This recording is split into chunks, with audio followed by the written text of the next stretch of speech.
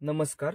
मी अथर्व अविनाशराव औटी, चतुर्थ वर्ष विद्यार्थी, कृषी महाविद्यालय पुणे. कृषी महाविद्यालय पुणे अंतर्गत आपल्या महाविद्यालयात विविध प्रकारची जीवाणूखते तयार केली जातात. त्यातीलच एक म्हणजे रायझोबियम. रायझोबियम जीवाणूचे कार्य हे सहजीवन पद्धतीने चालते.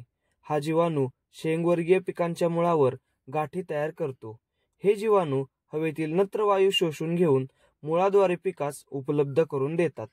रायझोबियम जीवाणू हे 7 गटात विस्तारित आहेत. ते म्हणजे चवळी गट. यामध्ये चवळी, मूग, तूर, वाल, मटकी, गवार इत्यादी.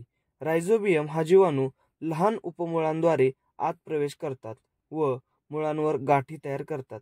या गाठींमध्ये नत्र स्थिर करण्याची क्षमता ही जास्त असते.